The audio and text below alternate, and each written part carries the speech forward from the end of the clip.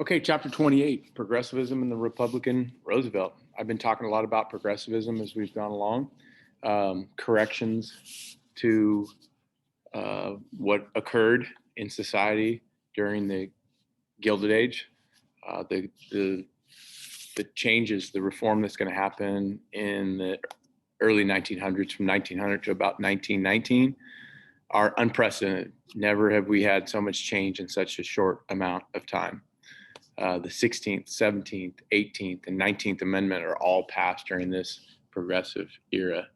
So let's talk a little bit about progressivism, what it was, maybe a little bit about what it wasn't. So it's the biggest reform movement since the 1840s. Remember when we were talking about the reforms that came out of the Second Great Awakening, things like temperance and women's rights, abolition. Some of those same reforms are going to occur again here, especially temperance. I mean, you're going to end up getting the 18th Amendment passed that's prohibition. That's officially outlined alcohol consumption, sale of alcohol all throughout this period for quite some time. So progressivism, you're fighting against many different things. It's hard to pinpoint exactly one or even two or three or four or five things, but the fight against monopolies, basically uncontrolled capitalism that was going on during the Gilded Age. Uncontrolled capitalism because big business was running the show and dictating what was going on in politics. They were, very influential. The corruption that we've been talking about, inefficiency, with factories and whatnot, they're going to try to chip away at that, and also social injustice, of course. So the purpose of the progressive movement was to use the government now as an agency of human welfare. Let me repeat that. Use the government as an agency of human welfare, basically using the government to take care of all of these poor people that are homeless and jobless, helping them out. Much like today, stimulus checks that are going out to help people because of the pandemic. So, and much like what happened in the 1930s with the New Deal to help people that were unemployed. The progressives really had their roots, if you go all the way back to the Greenback Labor Party of the 1870s, right? The precursor to the Populist Party. But then you also have to say that all those populist ideas that we discussed, their platform that I said eventually came to fruition, most of them will come to fruition during the progressive era. So this is where the progressives' roots came from. They want no more laissez-faire. Laissez-faire is hands off. Government is hands off, lets business do whatever business wants. And that's what's gone on during the progressive era. It's a laissez-faire approach to government handling big business that's out of control. They're saying, and the progressives are saying, no more. The government is going to step in and fight monopolies and corruption and social injustice. Things like the Interstate Commerce Act that we said that had no teeth to it, right? It was passed, but it really didn't do much. Things like the Sherman Antitrust Act that was out there, but it was being ignored, and in fact was being used to say that labor unions were illegal conspiracies. So they're going to try to correct a lot of this stuff. Now, how does the information get out there to the people of how bad things are? Photography was a big part of it. Literature was a big part of it. And here's a classic example of a guy, Jacob Riis, who was both an author and a photographer. And he took these pictures here. Probably the most iconic photo that he's ever taken is these little kids that are 3, 4, 5 years old, huddled around a grate in New York, trying to stay warm, trying to survive cold winters, and they're homeless. Horrible. The slums here that are, practically falling down. These are pictures that he took. Here's another one where people build what they called a lean-to. They leaned all these boards up against a building, and they just lived in there. And you have, this is a well-known photo also of immigrants that are living in a small, tiny dumbbell tenement house dwelling that we discussed. These photos just touch the hearts of many people. And Ida Tarbell, speaking of literature, wrote an expose. They exposed wrongdoing about Standard Oil. She had the courage to stand up to Rockefeller, which few people did. And she wrote this expose, and it was in a magazine called McClure's Magazine, and it called out Standard Oil, and it talked about all the bad things that were happening because of it. And because of her efforts, it helped in 1911 bring down Standard Oil and break it up under Sherman Antitrust. Lincoln Steffens, another author who wrote Shame of the Cities, and it says here, the gentrification in the new urban America, gentrification like changing the face of what cities look like at the expense of the poor people is what's happening. The shame of the cities, how corrupt the politicians were, and political machines, boss rule, that are dominating and taking advantage of immigrants. These authors were known as muckrakers. And the word muckraker comes from Theodore Roosevelt, who gave the authors this term partly out of endearment, but partly out of frustration. And here's why. On the one hand, Roosevelt appreciated authors that were bringing controversial topics to the forefront. He appreciated that. On the other hand, it was a bit embarrassing that he was the president of this country that had all this stuff going on. So a muckraker is what came from an old adage or story or fairy tale where someone was so busy raking the muck, excrement, that he didn't see the jewels from inside of the muck that were there. He was so intent on raking excrement that he did not see the jewels. So basically what he's saying is, don't always write about negative. There is a lot of good things that are going on. So anyways, these writers became known as muckraking authors, and they attacked things like trusts and monopolies and pools, women's rights. They're advocating for more women's rights. They want more democracy. They're saying we shouldn't drink alcohol, temperance, socialism. So there were anti-socialist muckrakers. There were pro-socialist muckrakers. Civil rights. They were trying to push for civil rights. It's not going to go very far, but they're trying to push for it. It's an attack against poverty, against child labor, against crime, corruption, against big business, against boss rule, and really against uncontrolled capitalism. Child labor was a big problem during this time. We've discussed it before, and I've showed you some of these pictures from time to time. And to prevent these young children from engaging in these dangerous jobs where they would oftentimes be hurt or be killed. Look at these little kids that go down in the mines. They have a short lifespan because the lungs are going to be, another picture of miners that go down in mines in Pennsylvania.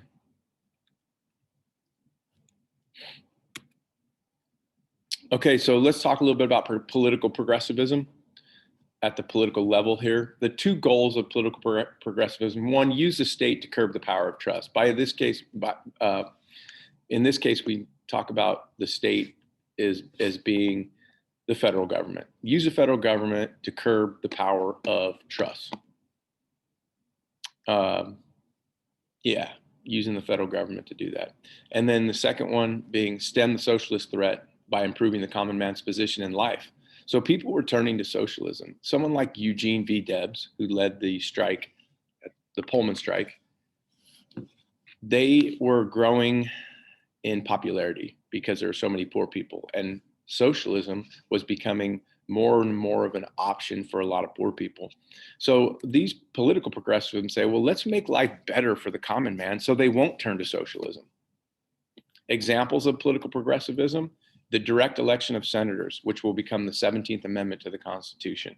Remember, when the Constitution was created, when it passed in 1789, there were a lot of guardings against the masses. They didn't want the masses to have too much power. The only body that was directly elected by the people in the three branches was the House of Representatives. Senators were chosen by state legislators. They didn't want the people to have a chance because there's only two senators and they're very important positions. So they said, we don't trust the people to do it. By now, though, 1900, that idea is changing. Maybe the people should have the power to directly elect senators. So the 17th Amendment was passed. direct primary elections so that people have the right to not only pick who the president's going to be, but who gets to run for president. We've just gone through the primary process before the 2020 election, and the year before they went state to state, and the states gave their endorsement to the people in those states gave their endorsement to one candidate or another. Initiative, referendum, and recall. You heard that with the populists, the way that the initiative and referendum are a way that anybody could get involved in the lawmaking process, not just Congress. And then recall, which we're talking about in the state of California for Gavin Newsom, the way to get rid of elected officials who aren't doing what they promised or are doing a poor job. The campaign contribution limit, so businesses can't just throw money at candidates and control how they vote. And then, of course, women's suffrage, the 19th Amendment will pass in 1920. So these are political progressive examples. Here's the thing about progressives is they were a majority. A lot of things we talk about in history are minority movements. This is a majority of movement. The majority of people in the United States claimed to be progressive in 1900. It knew no party lines.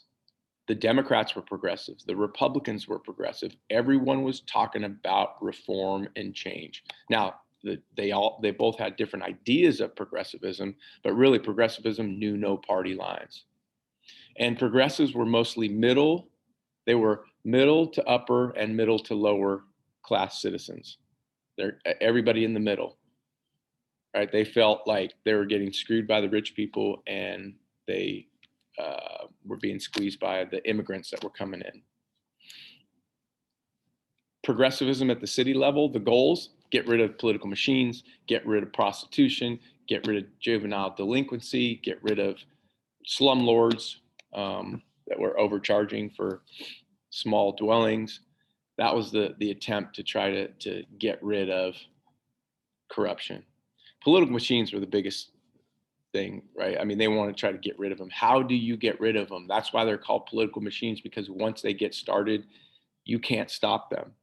So the ideas were being floated around like city manager positions, where they hire someone to be the city manager instead of being elected as a mayor, say.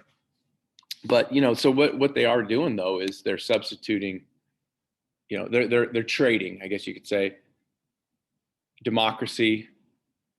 They're saying, okay, we'll give up some democracy as long as we could get rid of corruption. So anyways, they're floating around all kinds of ideas at the city level. The most progressive state in the union, believe it or not, was Wisconsin. Maybe the least progressive state in the union today. I don't know about that, but they're not as progressive as, say, California today would be the most progressive state. Wisconsin was pretty progressive because of their progressive governor, Robert La Follette, who had some very progressive ideas that we'll discuss later on. Battling social ills, a progressivism at the social level, things like minimum wage. They begin to talk about minimum wage at this point. Working conditions, the poor working conditions out there. Prohibition is a social issue. Child labor, workman's compensation, so that you get paid if you get hurt on the job, and slums. So progressives were constantly trying to battle social ills. In one of the most tragic occurrences in American history, 148 women died in the Triangle Shirtwaist Factory fire in New York. The factory would lock women into their workplace, and they wouldn't allow them to get out until at the end of the day. And when a fire started and they couldn't get out because their door was locked and they didn't have a sprinkler system inside this to extinguish the fire, 148 women were trapped and killed. Some of them just jumped from the top of the building, or where they were up here. They jumped to their death rather than burn. It was a very, very tragic occurrence. Here is what it looked like inside the building after the fire. You can imagine how terrifying that would be for those women that were in that room, locked in that room. And there's some of the women on the sidewalk who had jumped to their death. So pretty sad occurrence. And what it led to is more change in the workplace, better working conditions, and laws that prevented businesses from locking their workers in, and a lot of other changes that were made because of the Triangle Shirtwaist Factory fire. Let's talk about a little bit about Theodore Roosevelt. Theodore Roosevelt was the perfect president to usher in the progressive era. He was progressive himself. He was very courageous and wasn't afraid to stand up to big business. One of the reasons he wasn't afraid to stand up to big business is the fact that, you know, he loved being president, but if he wasn't president, he could do a lot of other things. He loved riding horses. He loved lifting weights. He loved the outdoors. He was very much an outdoorsman. He loved to box when he was younger. He loved football.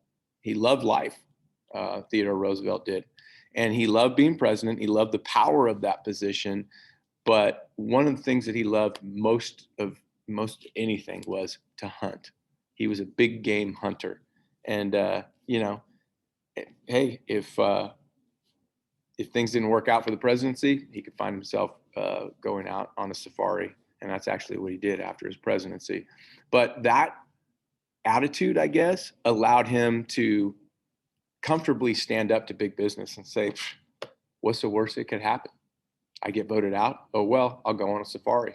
That was his attitude. So he's just the perfect guy to usher in this progressive period and to take on big business. He came out with what he called a square deal. I'll talk about in a few minutes here about where that term came from.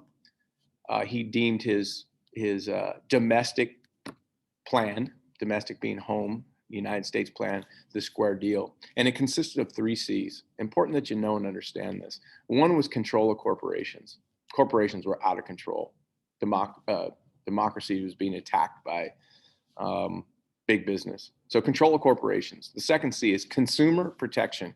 The consumers are those who go and buy things, us. We go to the store and buy things. Protect them. And then this third one was conservation of natural resources. First president ever to be concerned about the environment, really.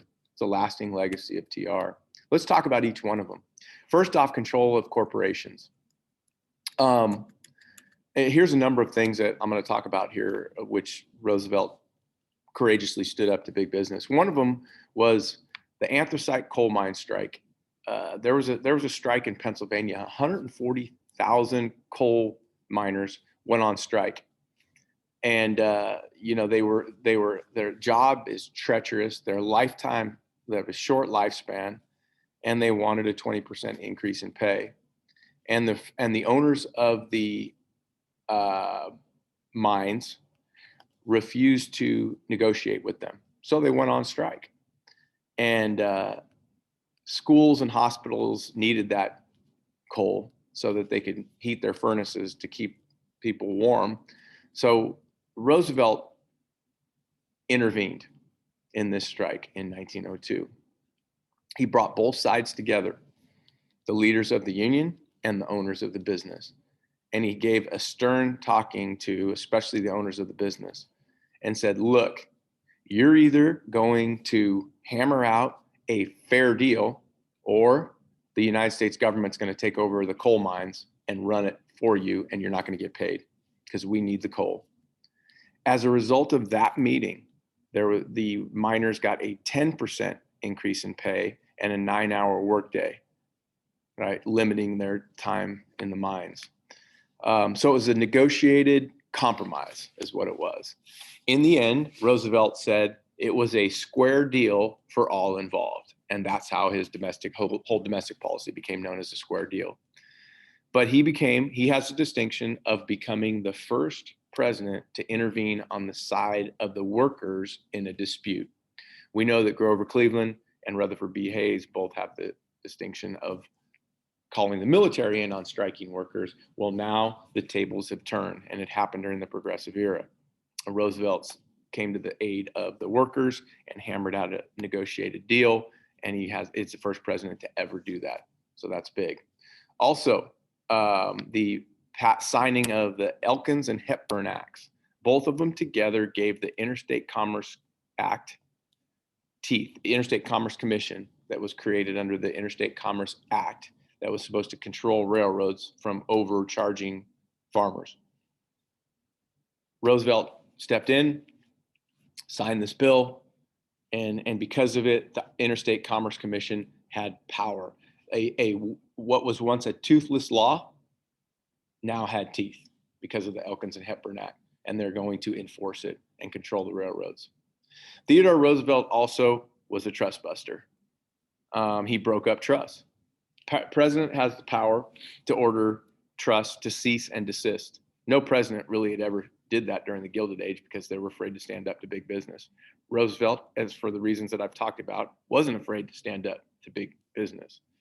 There was a company that J.P. Morgan owned, and we know that J.P. Morgan was one of the most powerful titans of all of them. At this time, very rich, very influential, very powerful. The government had borrowed $65 million in gold from him under Grover Cleveland's administration. His company was called Northern Securities, and it was a monopoly. And Theodore Roosevelt demanded that Northern Securities cease and desist, basically break up. The president had the power to be able to do that. Morgan was shocked and said, "I'll have my people talk to your people and we'll straighten this out." Roosevelt said, "Nope." And he ordered the breakup of Northern Securities. Now, the thing is, though, Roosevelt, at the end of the day, this was also negotiated. He was pretty diplomatic too. We all know that J.P. Morgan also owned United States Steel, which was probably the world's biggest trust at the time.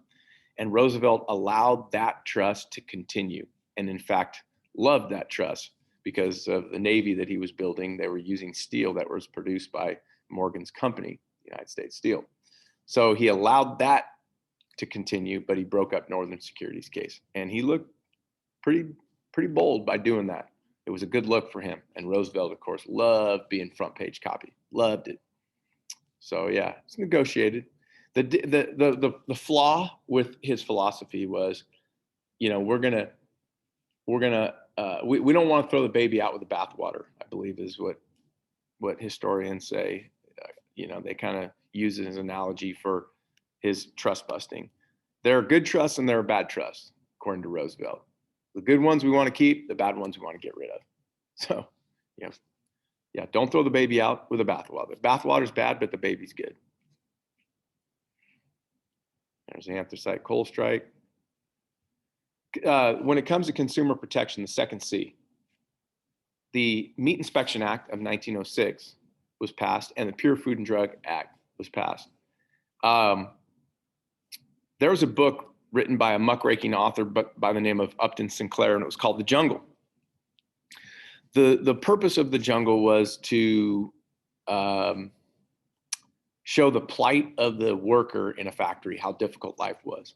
What came out of this book was how disgusting the factories were, how unsanitary they were. There were rats and mice running around everywhere and falling from the ceiling and getting in the meat grinder, and people would find whiskers and teeth and rat tails in their meat. And it was unsanitary, and people were getting sick. And, because of this book, Americans were shocked. They were absolutely shocked at what was going on. So there were changes made because of it. The Meat Inspection Act of 1906 called for federal inspection of meats shipped over state lines. So if a company ships meat from one state to another or multiple states, then the federal government had to give its approval, kind of like the beginning of the FDA today, FDA approval. The Food and Drug Administration, too, the Food and Drug Act, made it illegal to ship drugs across state lines unless they were approved by the government. And they had to make sure that the medications were pure and they were safe. So government intervention and helping out the consumer. So his second C, consumer protection, that's how Roosevelt attacked that. Maybe his lasting legacy was, his conservation. We enjoy parks like Glacier National Park and Yellowstone and Yosemite because of the efforts of Roosevelt. In 1891, under Grover Cleveland, the Forest Reserve Act was passed, authorizing the president to set aside land to be protected as national parks. And that opened the door for the setting aside of these lands for Yosemite and Yellowstone. The government controls it. There will never be any building of any residence or anything like that on that forested land. They have to, go through big time red tape before they could ever erect a lodge or a bathroom or anything like that. But that because that land is protected. And because of this act, this is when Roosevelt set aside 125 million acres as national parks in this country. So that's big. The other thing he was big on was dams. A building of dams like Roosevelt Dam along the Arizona River for irrigation purposes, for flood control purposes. He just opened the door for his cousin, FDR, to build a whole bunch of dams in the South that are still around today. So dam building was also a big part of his conservation efforts. And here's Roosevelt right here with John Muir, who's very well known as a writer and a naturalist in Yosemite. And this is taken at Glacier Point in Yosemite. There's some more pictures of Roosevelt at Yosemite at the giant Mariposa tree. And there's Half Dome at Yosemite. We get to enjoy all this stuff and not have to worry about, houses and things that would be built that would ruin our experiences at these places. And that's Yellowstone there. And there's Old Faithful at Yellowstone.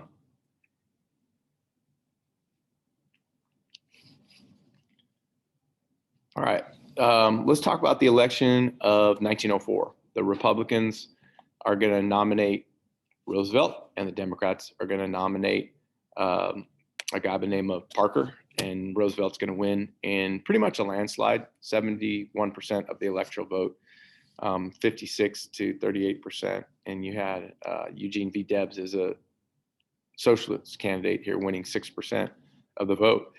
But you still see solid South. No matter how popular TR was, Southerners were not going to vote for a Republican because to them, the Republicans were the party of Abraham Lincoln. So that was in 1904.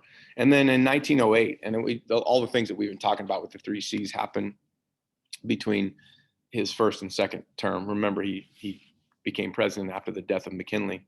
In the election of 1908, though, Roosevelt decided, I'm done. I'm tired. I don't want to be president anymore. I would rather go on a safari. Actually, there was someone from the press that paid for his safari where he proceeded to get deathly ill from malaria and almost die. They paid for him to go on a safari. So he decided, you know what, I'm not going to run again. But if you want things to continue like they are now, pick my buddy, Bill Taft, William Howard Taft as president. So William Howard Taft in the election of 1908, and we call it riding the coattails of Roosevelt, meaning because the reason he's going to win this election is because of Roosevelt. Everybody loved Roosevelt at the time, one of the most popular presidents in American history. Taft ends up defeating William Jennings Bryan, and Debs, here's Debs again, who's winning another 800,000 votes. Solid South, once again, no matter what, they're going to vote Democrat, even if Roosevelt tells them to vote for Taft. They don't care. Taft was a Republican, and there's the outcome of that election. So William Howard Taft is the new president in 1908. So let's talk about the legacy of Theodore Roosevelt, which is very, very strong. He's known for taming of capitalism because he was able to stand up to big business. His enthusiasm and youthfulness. I'll talk about some more stories in class about him. His conservation, we talked about what a huge legacy that was. Enlarging the power and prestige of the presidency. He helped shape the progressive movement. The Square Deal is going to be the grandfather of the New Deal that's coming along in the 1930s during the Great Depression by his cousin FDR, Franklin Delano Roosevelt. His leadership and his power, his expansion of the military, and his naval preparedness, all legacies of Roosevelt. I love this quote. When former President Teddy Roosevelt died in his sleep in 1919, Thomas Marshall, the sitting vice president, said, "Death had to take Roosevelt sleeping, for if he had been awake, there would have been a fight." There's a Taft postcard, the Taft cartoon. This postcard depicts President Theodore Roosevelt in command of the Republican Party, persuaded his friend William Howard Taft to run for president in 1908. Taft was not eager for the office, but Roosevelt succeeded in convincing him to seek it. With Roosevelt's strong support, Taft was elected. but he proved a disappointment to Roosevelt, and we'll be talking about why he became a disappointment. So William Howard Taft was a very smart man. He was a graduate of Ivy League Yale. After he was president, one of the few presidents to do something politically after his term as president, which lasted only 4 years, he became the Chief Justice of the Supreme Court. His domestic policy was called dollar diplomacy, and his philosophy was invest in foreign countries and the money will come back to the United States. Invest abroad in factories in other countries, and then that money will flow back. Not a huge advocate of the Navy, but the Navy's there. And he basically said, when you invest abroad, we'll use our Navy to protect your interests. He urged Americans to invest in places like Manchuria, which is a resource-rich area of China and South and Central America. Here's the deal with William Howard Taft, is he was a true trust buster. He broke up 90 trusts in 4 years compared to TR's 44 in 7 years. So he basically doubled what Roosevelt was doing.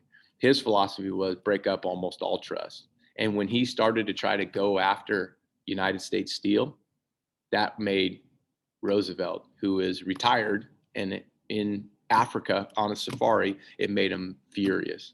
So much so that Roosevelt will want to come back in 1912 and run for president again.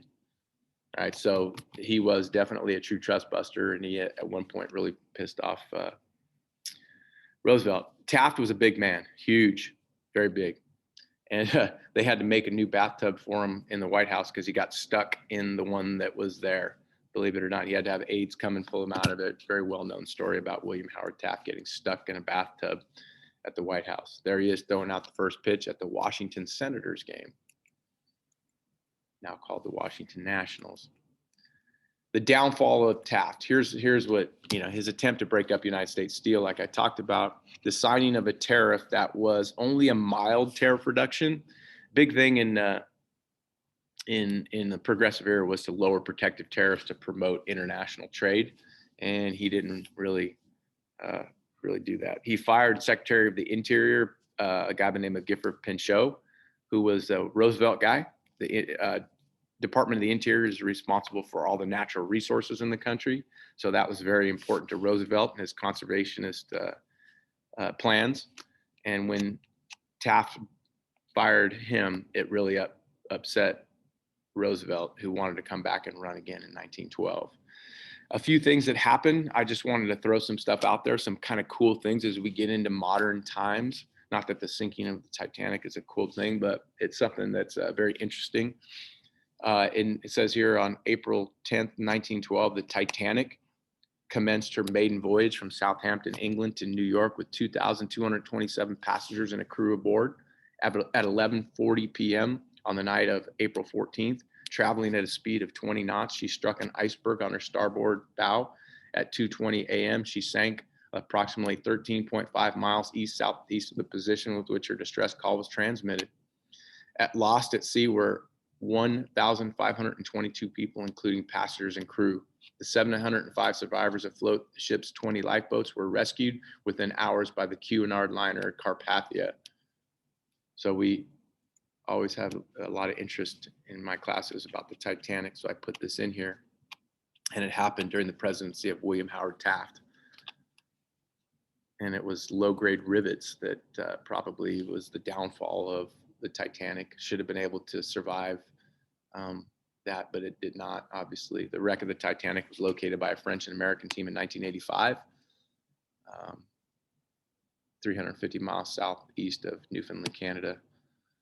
Yeah, maybe not the most appropriate thing to say, but life is all about perspective. The sinking of the Titanic was a miracle to the lobsters in the kitchen because they're alive, Okay, also during this time, during Roosevelt's presidency, was the 1906 earthquake and fire. People that lived in Salinas felt this. We know that the earthquake and fire that happened led to the Roosevelt passing the gentleman's agreement, right? So just wanted to put some information out there. Happened, it says here what became known as the San Francisco earthquake and fire struck at 5:12 a.m. when the San Andreas Fault gave way, tearing the earth wide open from Humboldt County near the Oregon border all the way to Hollister, San Benito County. The epicenter was on a fault line just offshore from San Francisco, San Mateo line. The earthquake had a magnitude measuring anywhere from 7.8 to 8.3.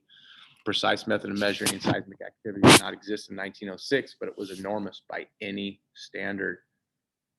So very, very big.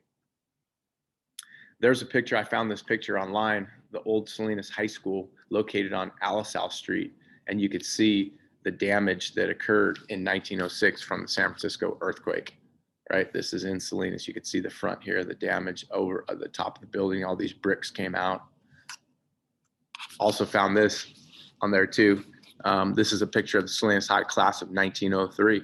I like to show these kind of things because Roosevelt was president. Palma High School wasn't around in 1903, not till 1951.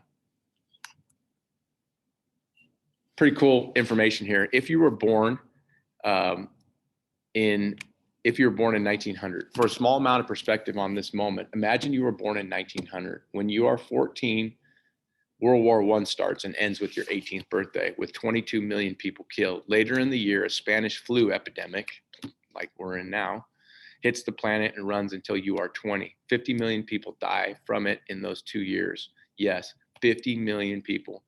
When you're 29, the Great Depression begins. Unemployment hits 25%. Global gross domestic product drops 27%. That runs until you are 33. The country nearly collapses along the world economy when you turn 39. World War II starts. You aren't even over the hill yet. When you're 41, the United States is fully pulled into World War II. Between your 39th and 45th birthday, 75 million people perish in the war, and the Holocaust kills 6 million. At 52, the Korean War starts, and 5 million people perish. Approaching your 62nd birthday, you have the Cuban Missile Crisis, a tipping point in the Cold War. Life on our planet as we know it could well have ended. Great leaders prevented that from happening. At 64, the Vietnam War begins, and it doesn't end for many years. 4 million people die in that conflict. As you turn 75, the Vietnam War finally ends. Think of everyone on the planet born in 1900. How do you survive all of that? A kid in 1985 didn't think their 85-year-old grandparent understood how hard school was. Yet those grandparents and now great-grandparents survived through everything listed above. I think that's pretty incredible, if you ask me. And that's the end of chapter 28.